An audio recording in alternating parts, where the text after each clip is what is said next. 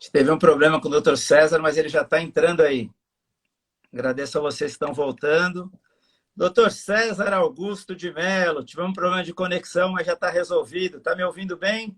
Estou ouvindo, você está me ouvindo? Boa noite, tudo Estou bem? te ouvindo muito bem. Boa noite. Desculpa aí. A gente estava aqui, eu não conseguia te achar e pedi para sair, fizemos contato e o pessoal está voltando aí. É o nosso 19º programa, Direito em Pauta, e é um prazer te receber, é um grande amigo, meu consultor para assuntos sindicais. Sempre que eu tenho algum problema, eu grito para o doutor César. Doutor César Augusto de Mello, vou fazer uma apresentação rápida para vocês. Ele é advogado, com cerca de 30 anos de experiência no direito sindical, consultor jurídico da Força Sindical, da FECINFAR, Sindirefeições São Paulo, Simprecamp, Sindiluta, professor universitário e, acima de tudo, um grande amigo e fera no assunto. A gente vai ter muito o que debater, o que discutir, sabe tudo de direito sindical, é um cara respeitado dentro do meio sindical, não só no meio acadêmico, mas é citado algumas vezes, já tive o prazer de ouvir citação do seu nome em audiência, quando se discutia assunto trabalhista, do juiz do trabalho, dizendo, ouvi do doutor César da Força Sindical.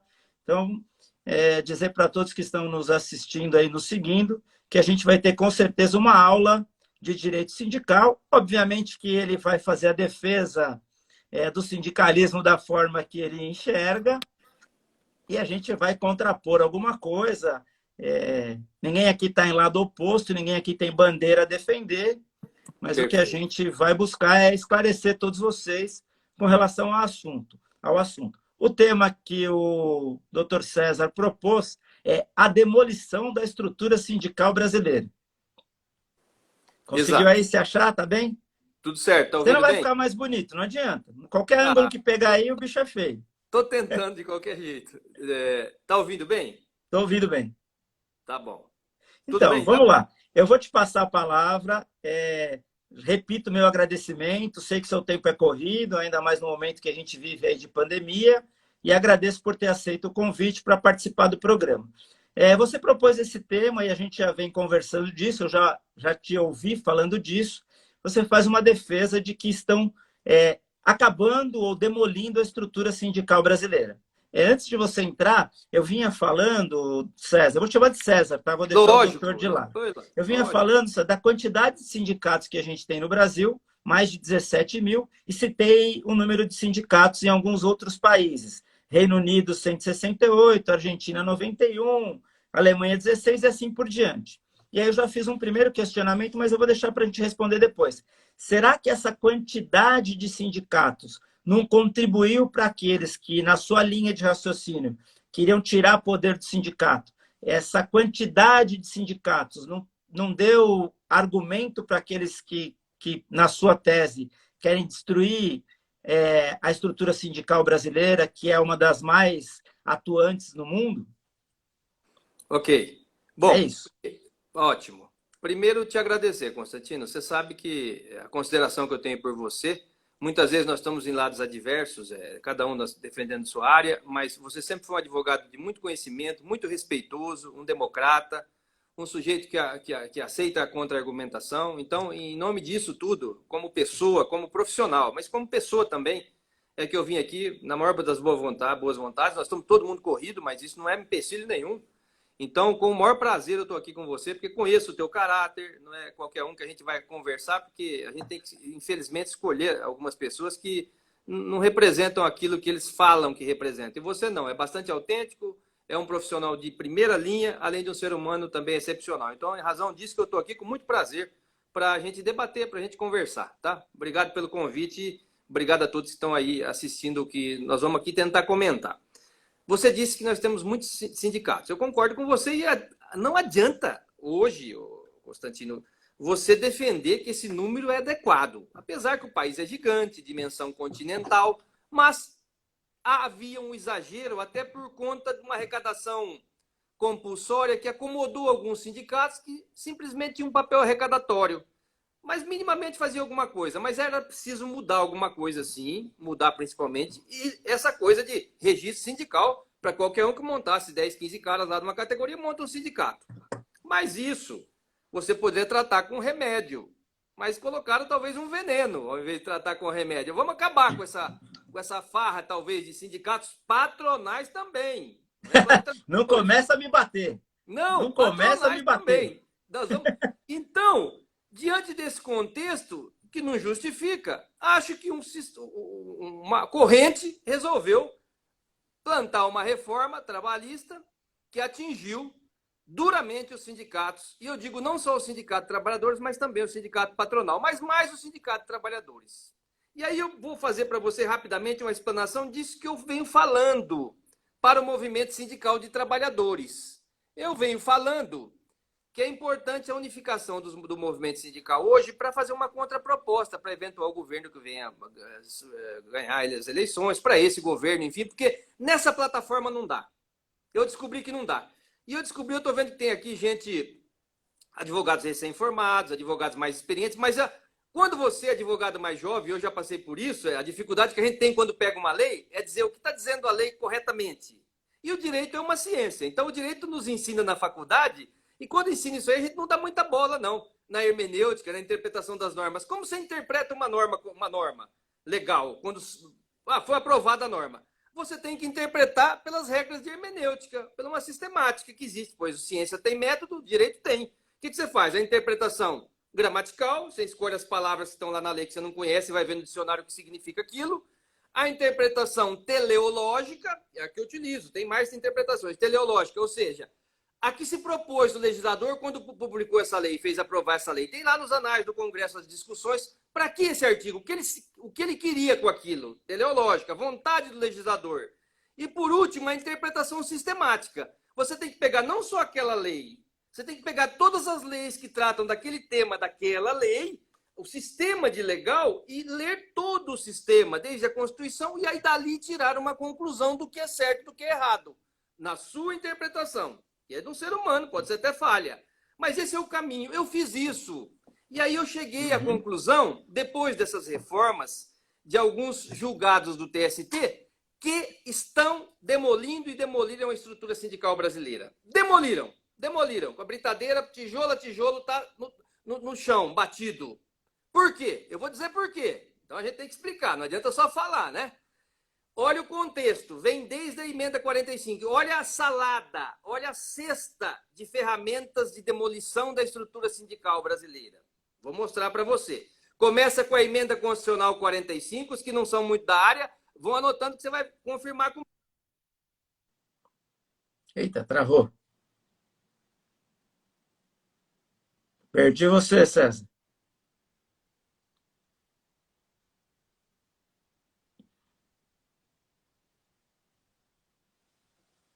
Vocês estão me ouvindo, gente?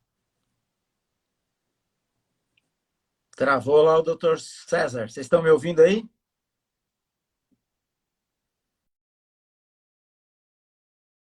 Perdi o sinal com... Aí ele vai entrar de novo. Tem problema. Vamos embora. Já está entrando de novo. Travou, sim.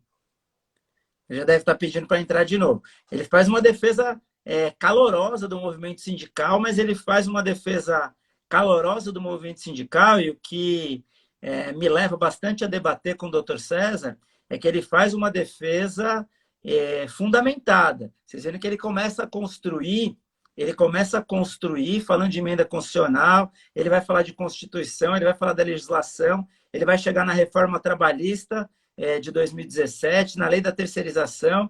Ele constrói de maneira bastante...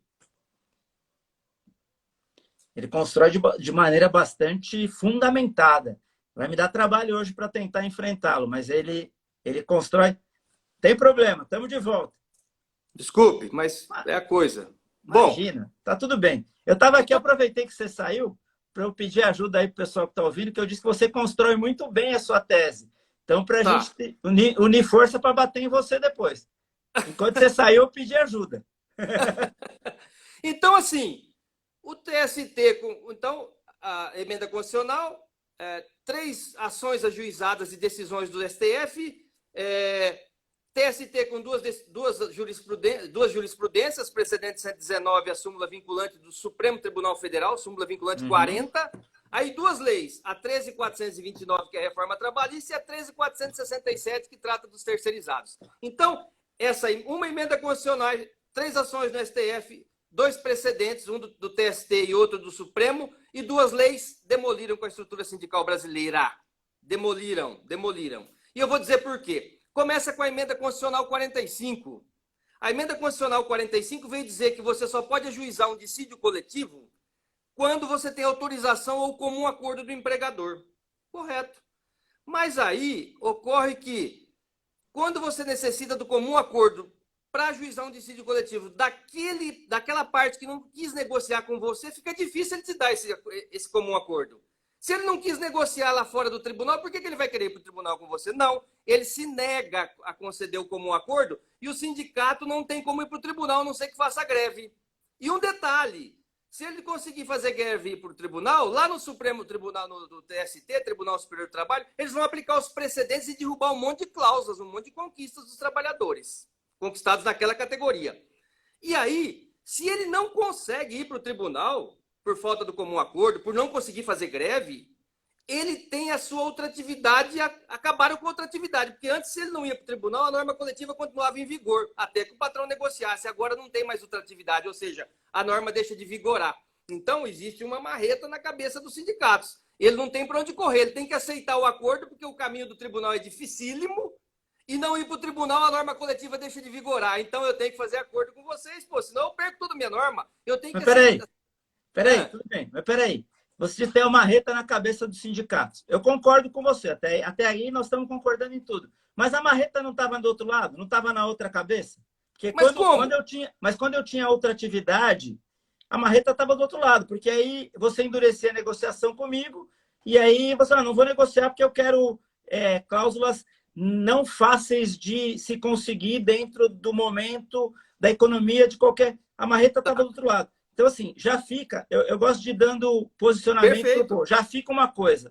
A marreta de um lado ou a marreta do outro é ruim para os dois. O que a gente precisa buscar é a marreta equilibrada. Tirou a marreta da minha cabeça e botou na sua. Não resolveu nada. Continua, desculpa te cortar, mas continua. Vamos lá. Tá? É importante você fazer essas ponderações. Agora, o negócio é que o comum acordo reverteu de uma maneira... Antes nós não precisávamos do comum acordo. Se você estivesse insatisfeito, você tinha para onde recorrer. Perfeito. Se eu tivesse insatisfeito, eu tinha para onde recorrer. Então, eles tentaram. É óbvio que era ruim também. Mas só que, na maioria das vezes, nós tínhamos acordo, nós tínhamos evolução do negociado e tal. E os sindicatos evitavam ir para o tribunal, porque o tribunal nunca foi vantagem para sindicato, mesmo sem o comum acordo. Porque você sabe que os precedentes, o posicionamento dos tribunais não é igual ao posicionamento das partes quando chega um acordo. É muito mais interessante o acordo entre as... Nunca foi bom o tribunal, nem para mim, nem para você como patrão. Vamos falar a verdade. Ele é sempre uma decisão de terceiro que não conhece a realidade das partes. Tá? Então começa aí. Agora, houve uma descompensação sim, mas não foi só essa. Eu concordo com você. Só que essa marreta, esse tridente, essa é só uma das lanças. Essa é só uma. Vamos ver as outras agora. Essa aí até concordo. Desequilibrou, agora desequilibrou para um lado totalmente e era desequilibrado para outro. Não, porque tem mais 2 lanças no meu tridente. A segunda lança que espeta o movimento sindical e arrebenta com os sindicatos, você vai me dizer, César, mas você defende a contribuição sindical obrigatória? Eu vou para a segunda lança. A segunda lança é a reforma trabalhista que trouxe o fim da contribuição sindical obrigatória. E você sabe quanto que representava a contribuição sindical obrigatória? 1/30 uma vez por ano. O cara que ganhasse R$ 1.200, ele ia pagar R$ 40 por ano para o sindicato. R$ 40 por ano para manter toda essa estrutura maravilhosa que é a organização sindical com confederações, federação central e sindicato negociando, tendo seus advogados, estando estruturado para isso. E por que eu quero essa obrigatória e defendia que ela tem que existir? Porque nós negociamos para todos, Constantino. Não é igual a outros países, que nós vamos falar daqui a pouco rapidamente, que você negocia só para o associado. E que se o não associado quiser, ele tem que pagar uma contribuição de solidariedade. Aqui não, amigão. Aqui o cara tem que negociar para todos e não só associados, só que só paga o associado a contribuição. Você desincentiva o sindicalismo e desaparelha o sindicato. Ao passo que no patronal... nós temos uma chamada contribuição do Sistema S, que não deixa de ser custo Brasil, que é meio a 3,5% da folha de pagamento de cada empregado que o patrão recolhe para as entidades patronais de sindicatos patronais, que representa por ano 19 bilhões. Contribuição que tiraram dos trabalhadores foi 1 bilhão e 500. Continua os 19 bi para ser utilizado pelo patrão e para dar força para as entidades patronais. Eles gastam bem até certo ponto essa contribuição, mas não há uma fiscalização como não há dos sindicatos de trabalhadores. Acho até correto, autonomia, mas desbalanceou. Então eu quero contribuição, eu acho que o sindicato deve cobrar. Se ele tem luta, se ele tem convenção coletiva que é favorável aos trabalhadores, o trabalhador tem que pagar. Se não negociou nada, zero. Então, desaparelhou os sindicatos. E aí eles julgaram lá o comum acordo, julgaram as contribuições devidas só para os associados, ou se o empregado for lá no sindicato e autorizar expressamente. Ninguém vai autorizar expressamente algo que ele não precisa autorizar expressamente e pagar se o cara vai negociar para ele gratuitamente. Então, você desincentiva o sindicalismo. E a terceira e última descompensação grande do meu tridente, não foi só a primeira, a terceira, é a terceirização da atividade fim. A terceirização da atividade fim veio para arrebentar com nós, os trabalhadores e com os patronais. A Lei 13.467 foi a reforma trabalhista e tem a Lei 13.429 de 2017. Dá uma lida nisso. Essa lei veio autorizar o quê? A terceirização da atividade fim. Isso é o caos para o sistema. Isso é o caos para todo mundo, porque você desenquadra trabalhadores, você desenquadra o sindicato metalúrgico, químico, ele passa a ser terceirizado. E por quê? Porque agora pode terceirizar a atividade fim. E aí você me diz, mas terceirização no mundo inteiro não existe? Existe, Constantino. Mas assim, existe para você aperfeiçoar, aumentar a produtividade. Então, lá na Europa, você terceiriza um setor porque aquele setor de empregados não tá trabalhando bem. Você vem e terceiriza, só que não tem precarização de direitos. Ele não vai ganhar menos. Aqui no Brasil, a terceirização veio para quê? Você terceiriza a atividade fim, o sujeito vai fazer... Vou dar um exemplo concreto, fica mais fácil, direito de trabalho. Você tem 50 empregados. Hoje eu recebi uma solicitação dessas. Tem uma empresa fazendo isso aqui no interior de São Paulo. Ela tem 50 empregados. Ela vai dispensar os 50 empregados de uma determinada categoria que tem um piso aí razoável de R$ 1.600. Vai dispensar os 60. Vai pagar os direitos, vai contratar para trabalhar dentro das dependências dela mais 60 empregados daquela categoria. Vou dizer aqui, da indústria química. Vai dispensar, vai trabalhar mais 50 vindos de uma empresa prestadora de serviços, fazendo tudo que o trabalhador químico fazia, tendo a insalubridade, todos os direitos que ele teria como trabalhador da indústria química e convenção boa da indústria química. Mas não vai ser mais trabalhador químico. Ele vai ser trabalhador prestador de serviços numa indústria química, porque o enquadramento sindical do empregado se dá pela atividade do empregador. Ele não é mais empregado de uma indústria química, ele é empregado de uma empresa prestadora de serviços. E aí, não há mais como negociar com o sindicato da indústria química.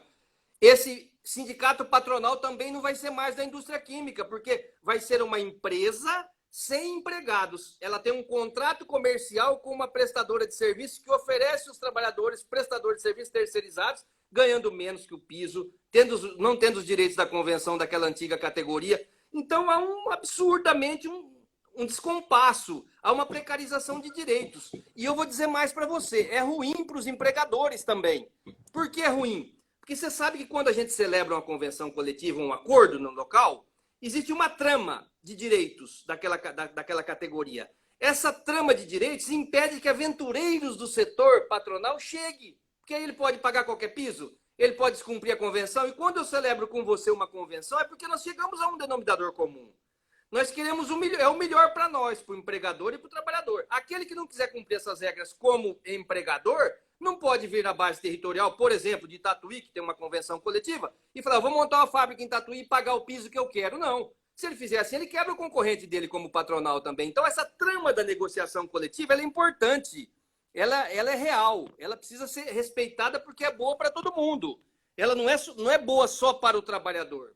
Cria uma plataforma mínima de direitos que tem que ser obedecidos. Por isso que, por esses 3 itens, eu digo para você, fragilizaram a negociação coletiva. E é ruim para a economia. Porque as conquistas, por pior que seja um sindicato de trabalhadores, eu, numa faculdade falando lá, mas meu sindicato eu nem conheço. Eu falei, mas vá ver. Eu pago uma vez por ano, pago contribuição sindical. Isso é um absurdo. Eu falei, mas pode ir lá verificar a tua categoria e me fale depois. Vou deixar meu endereço. No mínimo, esse sindicato conquista a reposição da inflação, que não tem lei no salário da database, e às vezes até aumento real. Sem o sindicato para negociar, o que vai acontecer? Você não vai ter mais reposição da inflação, porque o patrão não é obrigado a dar. Isso não existe lei, é negociação coletiva. Então, há um desbalanceamento, há um descompasso nessa relação coletiva, e eu acho que o caminho, o futuro para nós no Brasil, com esse país continental gigantesco, é realmente a coletivização do direito do trabalho. É nós ajustarmos em cada localidade o aspecto daquela localidade, do patrão e do empregado, porque tem mundo, aqui é muito gigante o país, ele é muito grande. Só a Suíça, só a cidade uma cidade aqui do Pará, o município é 3 vezes maior que a Suíça. Você entendeu? Então, não dá para, territorialmente falando, não dá para a gente comparar. Nós temos que ter um modelo nosso, Constantino, de valorização do negociado sobre o legislado, mas de verdade. Mas não está isso. A reforma fala isso. Ela fala, mas aí você vai negociar. Você vai, ó, damos em pé de igualdade. Você vem com um canhão, eu vou com uma espada de plástico. Aí não dá, pô. Vamos negociar assim? Eu vou ceder sempre, porque o seu canhão vai me amassar.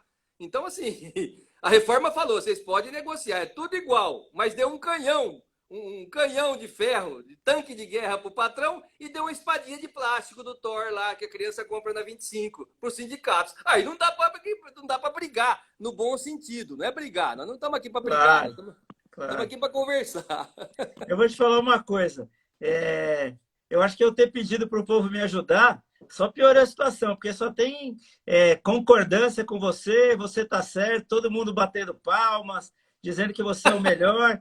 E, na verdade, eu só queria deixar uma coisa clara, gente. Eu não tenho nada contra sindicato. Eu tinha contra o modelo. Contra sindicato eu não tenho. Até porque, eu tenho vários clientes aí que questionam isso no escritório. Até porque, gente, não há relação forte entre capital e trabalho se a gente não tiver sindicato forte. O sindicato forte pressupõe relações fortes e sadias.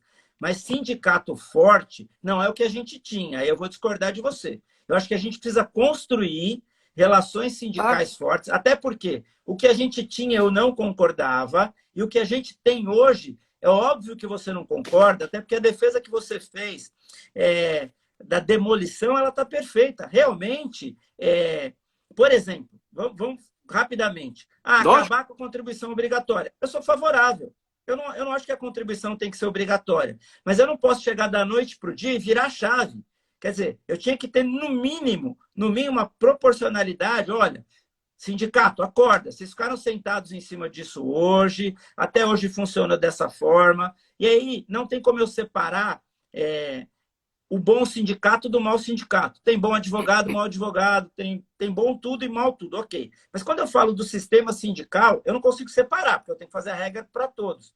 Então, na verdade, é assim, com essa mudança brusca, você não deixou a oportunidade de o sindicato se readequar, reaprender, se propor, fazer a proposta para melhorar a condição sindical dele. Então, você vir e cortar a contribuição de uma forma abrupta, na minha maneira de ver, está errado. Então, eu não defendia o sistema antigo, mas eu não concordo com a forma como foi feita. E aí, assim, essa desconstrução que você menciona, na verdade, ela vai muito além da questão da contribuição. Como você muito bem colocou, são 3 pilares de desconstrução. A questão que mais se discutiu, até por uma questão midiática, e você fala muito bem disso, é a questão da contribuição. Você paga, você é obrigado, porque o sindicato paga. Vai uma crítica aqui, não para os sindicatos sérios, mas eu até escrevi isso aqui para eu não esquecer a palavra. A ostentação sindical fez parte de construir essa história negativa. Porque o que é, na minha visão, ostentação sindical? Eu acho que o sindicato, para mostrar força, não precisa ter uma sede toda de vidro maravilhosa. Eu acho que aí você acaba passando uma mensagem para o trabalhador de que aquele não é mais o seu lugar. Quando você espelha demais, você passa para o trabalhador a ideia até absurda de que você mudou de lado. Peraí, eu vim aqui para defender o meu direito, mas o elevador é todo de vidro e a sede é maravilhosa. me parece que isso também é uma das formas, foi uma das condições que levou a essa possibilidade de desconstruir com tanta facilidade. Eu ouvia você falando outro dia num debate que, assim, como é que a gente deixou passar? E aí você, não, a gente não deixou passar, eu estava lá, eu fui ao Congresso, eu discuti, eu fui para o STF, mesmo assim tomamos uma bola nas costas. Por quê? Porque parte da opinião pública estava do lado de lá, sem saber por quê. Não sei se você concorda com essa minha ponderação. Sem dúvida. Agora, sim, quanto à ostentação, o que acontece, Constantino? Para ser sincero, isso é uma exceção se você pegar no contexto geral dos 10 mil sindicatos de trabalhadores aí. É assim, sempre a maioria é algo mediano, adequado, existem exceções. Mas eu vou falar para você também, existe pesquisa dentro dos sindicatos para os trabalhadores que a maioria aprova. Quando o sindicato vai remodelar sua sede, a maioria deles faz uma pesquisa perante os trabalhadores para saber o que eles acham disso, porque realmente pode cair nisso que você está dizendo. Pode me parecer um exagero, mas eu vou dizer para tua surpresa, talvez, que muitos deles aprovam porque eles se sentem equiparados. Ele não quer ver o advogado dele mal vestido, como numa época podia ser. Ele não quer ver o advogado dele, o sindicato dele aos pedaços. É óbvio que ostentar já é difícil, é exagero. Mas você colocar uma sede adequada para o sujeito se sentir bem, se sentir representado, sentir que o dinheiro dele tem algum resultado, ao menos nesse local, para atendimento, consultório médio, etc. Então, acho que assim, tem exceções. Eu acho que nós estamos falando de exceções. De ostentação é exceção. Tem em qualquer área. Você vai pegar na advocacia, você vai pegar na área médica, você vai pegar... Isso tem, eu não vou negar. Mas não é esse o problema. O problema é outro. O problema é o que você disse. O problema é que não deram chance do sindicato respirar. Tem exagero de número sindical? Concordo e acho que tenho. Eu tenho crítica dentro do movimento sindical. Pô, mas o Brasil é grande. Não. Mas dá para fazer. A Alemanha tem 65. É bem menor que o estado de São Paulo, talvez. Mas no pós-guerra aconteceu isso. Se unificaram, tem 3 confederações, não tem centrais, e lá tem 65 sindicatos divididos nessas 3 confederações, negociam para o setor, e lá o trabalhador faz parte de uma comissão de fábrica que decide os rumos da empresa. Olha a cultura deles, que diferença. Quando que vão aceitar isso aqui no Brasil? Não, porque nós temos as nossas especificidades. Agora, é óbvio que exagero, ostentação acima do normal, ninguém concorda. E esses que fazem isso de forma exagerada têm depois o resultado perante a categoria. A gente vê o que acontece. Então, tem. Mas o fato é que o desaparelhamento, a dificuldade de ir até o tribunal e o desenquadramento por meio dessa terceirização acabou com todo mundo, acabou com os ruins e com os bons. Nós poderíamos ter feito algo diferente, ter feito como em outros países. Não dá mais, eu falo assim, Constantino, não dá mais para defender unicidade sindical. Essa organização, essa estrutura está cansada. Era a minha próxima pergunta. Perfeito. Não é? Mas você não concorda? Esse negócio tem que mudar. Tem que representar quem tem representatividade. Porque antes hoje você representa obrigatoriamente, você não tem monopólio de representação, não tem concorrência. Nem o patronal de vocês, nem o nosso. Agora, como fica isso? Você monta o sindicato lá, arrecada, não faz nada, e ninguém pode tirar o sindicato, a não ser numa eleição? Não. Fazer como a maioria dos países, o mais representativo negocia em nome dos trabalhadores, ou os 2 mais representativos, e aí você cria regras para gerir esse tipo de conduta. E aí você vai ter representação daqueles que querem a representação e pagam por ela, entre aspas, né? E você tem uma norma coletiva negociada para aqueles que querem. Negociou 0, contribuição 0. Então vamos ver assim, por exemplo, no Chile. No Chile nós temos lá os acordos que autorizam uma contribuição de solidariedade. Então o sindicato negocia para os associados, tá? Mas pode, excepcionalmente, chamar os não associados para negociação, para representação, e eles pagam por isso. Chile, Espanha, tem uma cota paga pelos associados, é uma cota sindical, mas tem uma outra cota para sustentar o procedimento negocial, porque o procedimento negocial não vai atingir só o associado, vai melhorar a vida de todo mundo. Na França, olha o sistema da França, lá existe um fundo gerido por patrões e empregados. Você pega uma porcentagem da folha de pagamento, o patrão recolhe, coloca num fundo e aquilo é gerido por ambas associações, que só o Brasil tem sindicato patronal, por associações de empregadores e sindicatos. E ali você vê as dificuldades do segmento e vão tratando.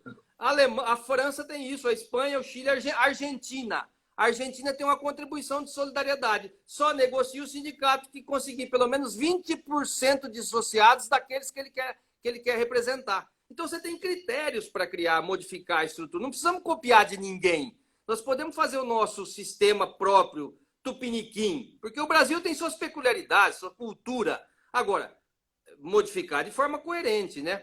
E, então, eu entendo que dá para se mexer nisso, nós precisamos fazer isso de forma coesa, ouvindo ambas as partes, fazendo algo maduro, pensado, trabalhado, com gente que entende, não aventureiros que têm ódio de sindicato patronal, têm ódio de empresa. Você acha que um sindicato, eu já tive negociação com isso, um sindicato que quer fechar a empresa, amigo. Não, ainda fecha essa empresa. Um cara que fala isso na minha frente, só fala uma vez, um cara que não é nem do setor que eu trabalho. Mas se você ouvir isso, você tem vontade de sair correndo, porque eu quero que a empresa cresça cada vez mais, mas que ela dê suporte econômico para que eu possa melhorar a vida dos meus representados, porque o capital vai sempre estar aí. Quem dera todos pensassem como você. Quem dera, quem dera. Ó, uma das formas de melhorar também a condição sindical é que a gente multiplique os doutor César. Vamos ter doutor César em todo o sindicato. Porque a visão que você está colocando, e a gente não está aqui para enfrentamento, mas para esclarecimento, a visão que você está colocando só me leva a concordar. Eu não tenho como ficar batendo e discutindo naquilo que eu concordo. Porque é exatamente disso. É assim, prestou serviço, vai receber. Não faz sentido eu não ter a condição, a contribuição não ser obrigatória, mas eu me beneficiar do trabalho do sindicato. O caminho é esse. Eu concordo. E do eu pago por aquilo que você trabalhar por mim. E aí eu posso pagar até mais do que os R$ 40 no salário de 1.200. Eu posso pagar mais, porque você vai estar me representando e eu vou pagar aquilo que eu estou sendo representado. Aquilo que eu estou recebendo em troca. É uma contraprestação muito mais justa, que fortalece o trabalhador, que fortalece o sindicato. Isso. E os sindicatos, aí o pessoal fala, mas sindicato entra na política, participa. Tenta, porque ele também, hoje no Congresso tem 60 deputados de 513 que votam naqueles temas que a gente interessa para a gente do nosso interesse, de 513. Quem banca? Sindicato banca muito menos que o empregador banca, mas é democracia normal, é normal. Em outros países, sindicato pode ter banco. Sindicato tem banco, pô, seguradoras. Aqui você não pode ter atividade comercial, você não pode concorrer. Então, assim, o justo trabalhou, recebe, não dá mais para polarizar. Trabalhador que está o peão, o chão de fábrica, o cara do comércio, o cara da lavanderia, o cara lá da escola, ele não quer saber de esquerda e direita, amigão. Ele quer saber que ele precisa ganhar para sobreviver decentemente. Não adianta eu ficar polarizando nesse debate e não conquistar nada. Mas ele precisa entender também que políticas de governo prejudicam mais a classe trabalhadora ou menos. Isso fazer uma opção. Isso é importante. Agora, não tem negócio de esquerda, direita. Cara, o sindicato defende principalmente os interesses da categoria. Depois ele vai ver. Se ele desvirtuar isso, ele tende a perder. Ele tende a perder associados e credibilidade, creio eu.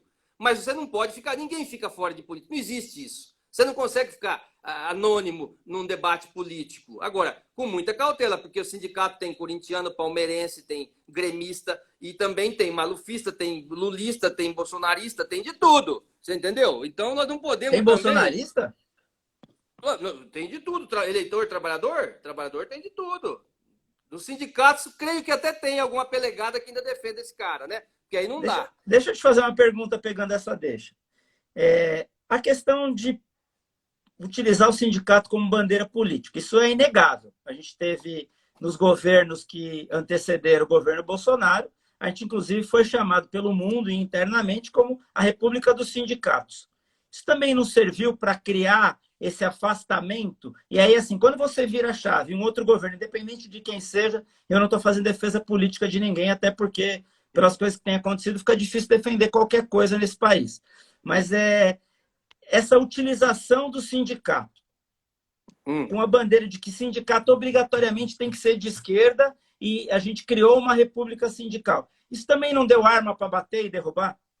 Não, a bandeira política. Por exemplo, você quer sindicato que mais influenciou na política do Brasil e do Paulista que o sindicato lá da Avenida Paulista chamado Fiesp? Federação das Indústrias do Estado de São Paulo é um sindicato, é uma federação de empregadores. Mais política que faz a Fiesp e é justo. Mas o Paulo Scaff, ele defende isso, defende aquilo, pôs o boneco, o pato lá para derrubar o outro, derrubar. Mais política que isso é que bate só no sindicato de trabalhadores. É que de sindicato não pode, o patronal pode. O FEComércio apoiou quem? É sindicato patronal, é dinheiro das empresas para fazer política. Mas o sindicato trabalhador os também dois faz, eu lados acho que é estão normal, errados. faz parte do jogo, Mas os Constantino. dois lados estão errados, porque aí você enfraquece o movimento. Mas tanto que mas não enfraquece porque lá continua o dinheiro. Nós tiraram. A lei está tirando, enfraqueceu só um lado. Mas também faz parte do jogo. É um momento de mudança de experiência que nós vamos ter que saber se virar, saber como conduzir isso aí. O sindicato não acabou no mundo, em nenhum lugar, onde houve ditadura, esquerda radical, ditadura de direita, ditadura de esquerda. Eles não conseguiram acabar com o movimento sindical. Aqui não vai acabar. Só está dando uma reciclada, um reposicionamento, um repensar. Tudo bem que está sendo difícil para muito sindicato bom. Sindicato ruim não aconteceu nada. Continua a mesma tranqueira. Tem uns 30% aí que não devia nem existir. De um lado e de outro. Mas o bom sindicato está sentindo. Mas vai se reerguer, vai mudar. Então, e agora isso precisa ser construído, Constantino, porque entende disso. Não adianta o cara que é da construção civil, o empreiteiro, tratar de direito sindical. Tem que ser com gente como você, gente que milita no meio, grandes doutrinadores, com dirigentes sindicais, juntar um grande grupo para sentar e conversar e ver o que é melhor para ambos, porque chega-se um consenso. Aí você constrói algo positivo. É óbvio que o capital sempre tem força, essa luta de classes é eterna, mas dá para se construir algo mais razoável do que está hoje. Hoje está bagunçada a coisa. Hoje nós não temos um cipoal de leis, um cipoal de regras, um cipoal de interpretações nos tribunais. Está muito difícil conduzir, principalmente para vocês, advogados do patronal. Imagina a dificuldade que vocês têm de conduzir. É medida provisória, cancela, faz aquilo, faz isso. Para nós é difícil, para vocês é difícil. Temos que ser gênios para advogar no movimento sindical hoje, tanto patronal de trabalhadores. Altamente especializados, altamente. E o futuro é a negociação coletiva. O futuro é a coletivização do direito do trabalho.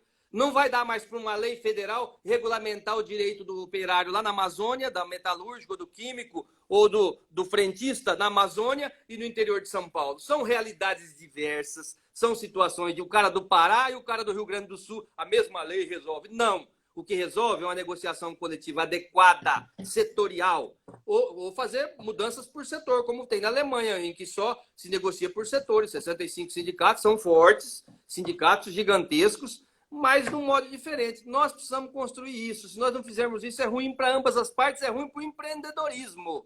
É ruim para o empreendedorismo. O bom empregador, o bom empresário, ele não tem mais medo de sindicato, não. Eu acho que ele chama o sindicato, conversa e resolve o problema. Ele sabe fazer isso e sempre soube. Nós temos cultura negocial. Nós temos grandes dirigentes sindicais patronais, grandes advogados na área sindical e grandes dirigentes sindicais de trabalhadores. Dá para se fazer uma construção adequada, a construção Brasil de organização sindical. E temos uma PEC, né? Correndo aí. Tá, vamos lá. Acho que a gente já enfrentou demais. Eu estou vendo pelos comentários, a coisa está virando política demais, não é esse o objetivo. Não Ninguém está aqui para defender um lado ou outro, Imagina. Mas faz parte passar por essa questão da República dos Sindicatos, faz parte do seu lado bater no governo atual, que foi quem acelerou a desconstrução, obviamente, pela reforma, pelo patrocínio e depois pelo apoio. E aí, vamos lá, vamos virar nossa chave. Eu acho que está claro que a gente concorda no fato de que o modelo que estava não dava para continuar. Está claro para a gente também, a gente concorda que a maneira como foi feita e como está sendo feita também não é a maneira adequada. Acho que a gente está falando a mesma língua. Sem dúvida. A gente tem sindicatos patronais que sentam em cima da carta sindical e viviam só de contribuição. A gente tem sindicatos de trabalhadores. Aí é óbvio que a quantidade é maior de sindicato de trabalhadores nesse sentido, mas tem dos dois lados, ok? Sem dúvida. Então, a gente tem sindicato que não entregou, como a gente tem sindicatos dos dois lados. Eu trabalho para um sindicato patronal que entrega, senão eu não trabalharia para ele, nem preciso falar o nome, mas eu trabalho para um sindicato patronal que entrega, que tem um presidente comprometido, sério e idôneo. Você trabalha e representa várias entidades idôneas, pelo que eu te conheço, pelo teu caráter. Só que, infelizmente, a coisa tomou uma proporção que aí os bons pagaram pelos maus. Exatamente. Eu acho que é bem por aí. Os bons pagaram pelos maus. E os maus fizeram com que esse ranço todo que a gente vê nos comentários se deu com relação aos sindicatos. Criou um ranço na população, principalmente naquele pequeno comerciante, naquele que tenta ter uma indústria pequena, criou um ranço. E aí vem uma crítica minha. O sindicato talvez tenha errado a mão quando trata, por exemplo, vou chutar qualquer nome, pouco importa, uma Ford, uma Volkswagen, como o Zé da esquina. Não dá para tratar igual. Eu acho que para construir um sindicato, um sindicalismo forte, a gente precisa passar por esses aprendizados. Não dá para eu bater da mesma forma que eu bato numa multinacional, como eu bato no Zezinho da esquina. E me parece, posso estar até equivocado, mas me parece que o sindicalismo não viu muito isso. Então, assim, essa coisa de se eu dou para um, eu tenho que dar para o outro, eu não concordo. Tanto é que eu acho que até dentro de uma mesma empresa, a gente pode ter negociação diferente. Na minha visão, sindicalismo forte é aquele em que eu puder pegar dentro de uma empresa, de uma filial, ou então de um departamento, ter uma negociação diferente do restante. A gente precisa parar de tratar todo mundo igual. Não dá para tratar todo mundo igual. Não significa que o sindicato não vai defender todos os trabalhadores. Mas, de repente, eu tenho dentro daquela empresa um setor, um departamento, que ele é o principal, que ele é o cérebro da empresa. Talvez aquele trabalhador, pela importância dele no negócio, empresa, ele tem que ter mais benefícios do que o outro. A gente precisa parar de olhar todos iguais. Isso é uma visão minha de um modelo sindical melhor. Isso é uma visão minha. Vamos lá. Financiamento e contribuição. Qual que é o modelo que você acha que a gente poderia construir para ter sindicato forte? Sindicato dos dois lados, Olha, obviamente. lógico, lógico. Olha, eu acredito naquele modelo que é o que predomina nos países que trataram esse tema com uma melhor adequação. Ou seja, esse modelo da PEC 196 me parece adequado. Qual é esse modelo? Só será devida a contribuição de forma, e uma contribuição razoável, né? Você não vai poder aprovar em Assembleia valores absurdos.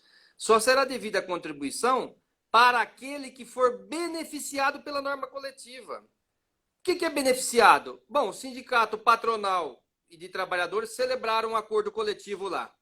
Você pode estipular a empresa, porque foi adequado, foi ouvido, todo mundo saiu beneficiado. Quando eu celebro uma norma coletiva com o patrão, é porque ele também concordou e para ele é razoável.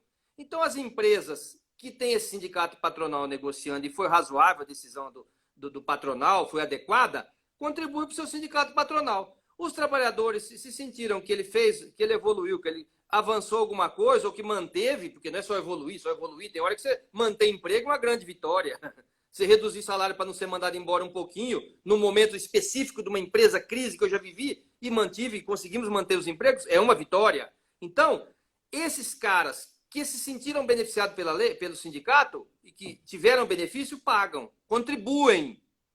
Se ele também, o sindicato não negociou porque ele também fica travando e brigando com o patrão e não dá nada e não anda para frente nem para trás, o que acontece? Eu não vou pagar nada, pô. É aquilo que você falou, é o mais razoável.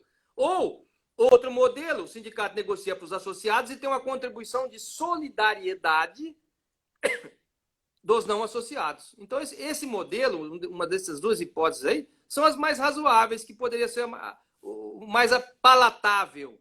Porque também não sai nada de bom dos sindicatos na TV. Só sai quando tem estripulia. Uma ou outra que sai, mas aí joga lá em cima. Quando nós fomos fazer a manifestação em Brasília, em 2017, contra essa reforma que é absurda, precisava de reforma, o mundo precisa reformar e vai ter que mudar. Mas também a dose foi cavalar. Peraí.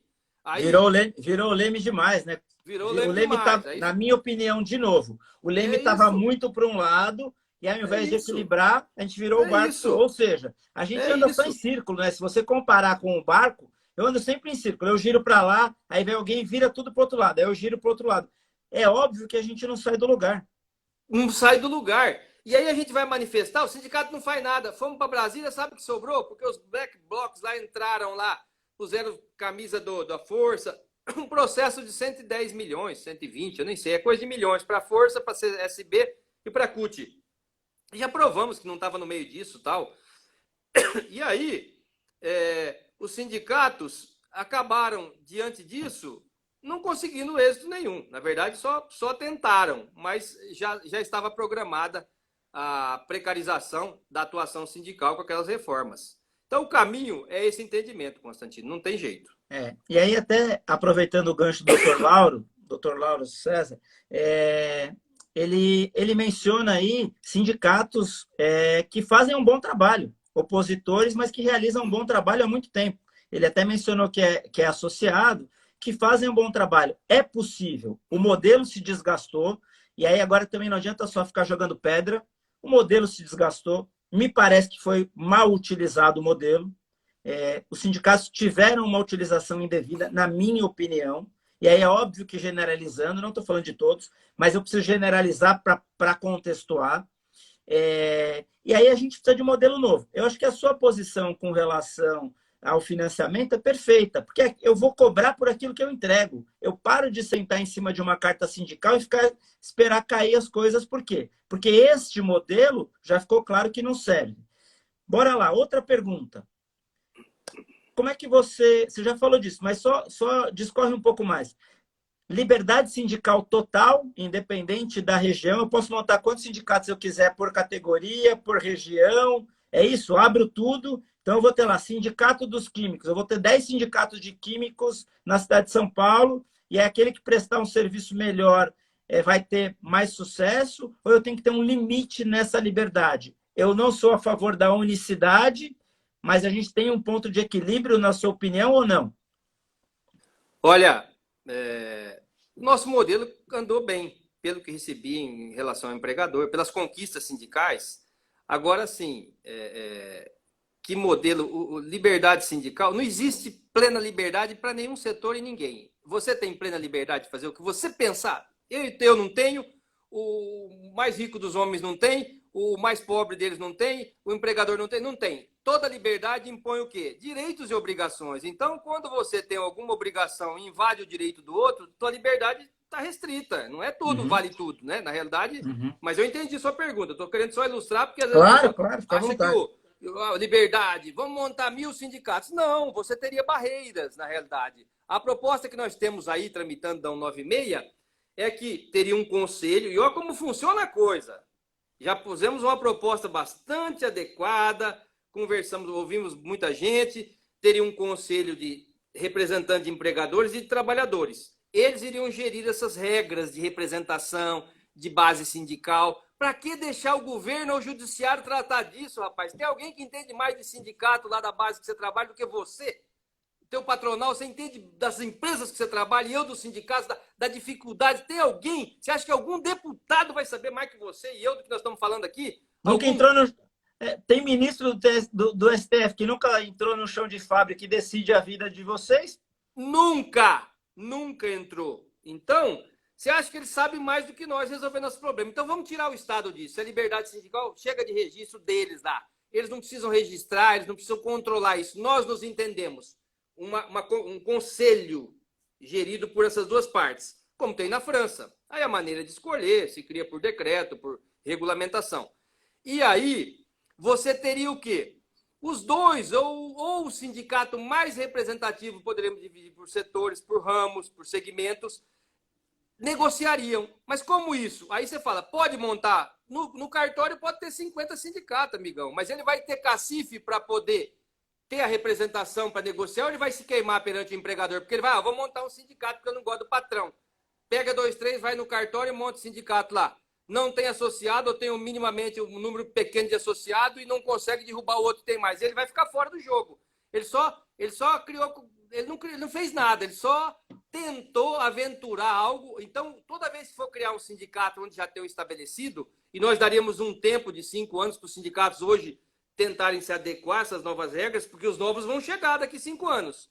Então, mas não ficaria impedido de uma concorrência, porque tem um sindicato acomodado. Eu saio para a categoria e falo, vocês querem aqueles caras do sindicato, gente? Vocês estão vendo que eles não estão fazendo nada numa cidade do interior, em cidades da capital. Vamos tirar esses caras. Como tiramos? Não é eleição, não. Vamos montar um sindicato concorrente com eles. Mas eu preciso ir nas fábricas e pegar associados e pegar gente que queira. Então aí você vai mostrar que o sindicato lá é acomodado para o trabalhador e vai incitar o trabalhador até tirar aqueles que estão parados. É uma concorrência, então seria isso. Agora, tem o problema, como que se prova essa representatividade? No maior número de associados?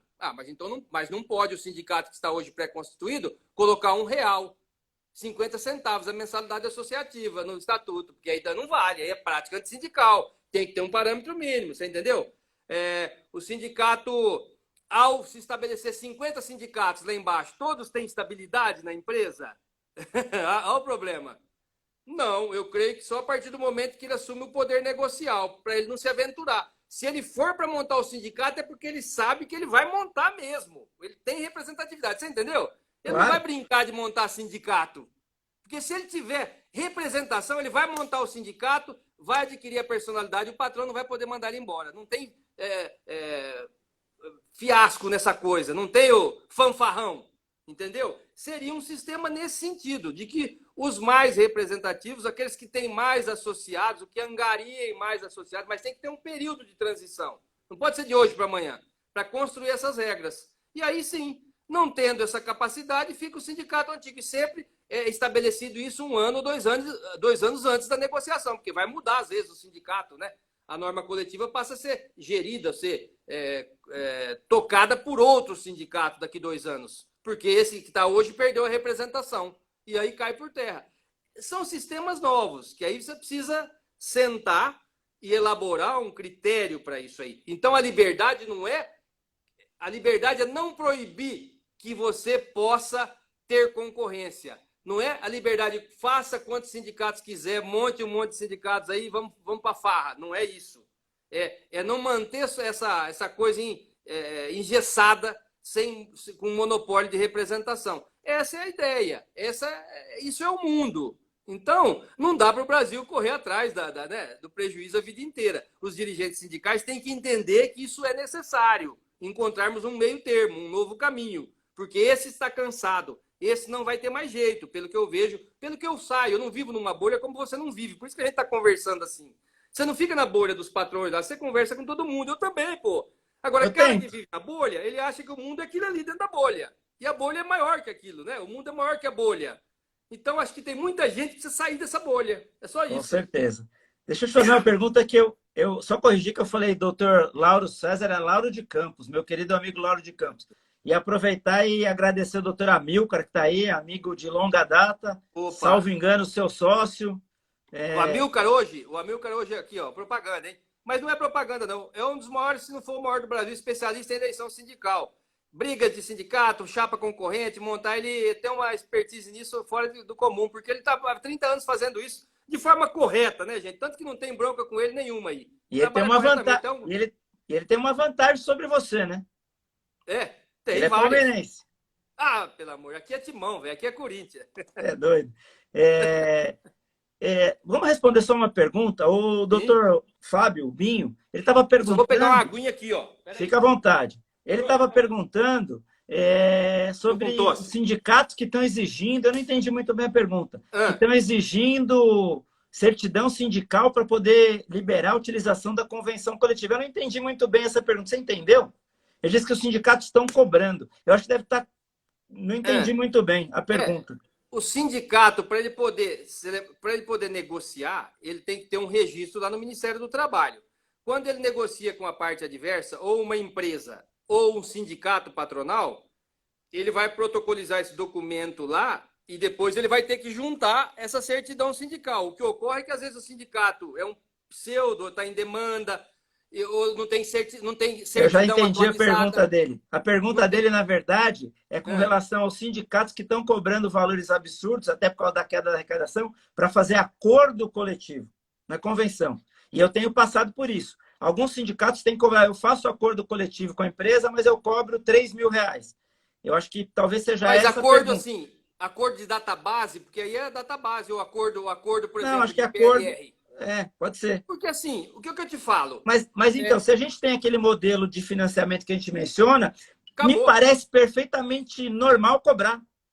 E acabou o problema também, né? Você já pode ter um modelo de financiamento geral. Agora, como acabou a contribuição sindical, que mantinha o sindicalismo, o que acontece? Alguns sindicatos, que eu também acho correto, vou negociar uma PLR, que é fruto da negociação mesmo, ele cobra um determinado valor. Agora, tem que ser razoável, né? Eu não sei, de repente R$3.000 seja até razoabilíssimo. Não sei, depende do tamanho da categoria, o tipo de acordo. Não é que ele cobra exatamente essa contribuição de solidariedade para manter a estrutura mínima, porque realmente precarizou total, desaparelhou totalmente o sindicato. Então, precisa ver que tipo de acordo, é uma cobrança oficial, obviamente, prevista na norma coletiva em razão daquela negociação coletiva como tem na Espanha, por exemplo, como tem no Chile, e que você é uma contribuição de solidariedade. Aí me parece razoável que ele cobre dos trabalhadores e às vezes até do empregador, se for tratado com o sistema segmento patronal. Hoje eles cobram da empresa, mas ok, eu acho que faz parte. Eu acho que é importante, a gente falou tanto, fazer só uma defesa aqui, que é assim, que precisa ficar claro uma coisa, não está proibido cobrar nada, tanto da empresa como do trabalhador, né? A gente tem essa ideia, você deve receber também, e eu recebo muito, mas você está me cobrando, é ilegal, eu vou no Reclame Aqui, eu vou...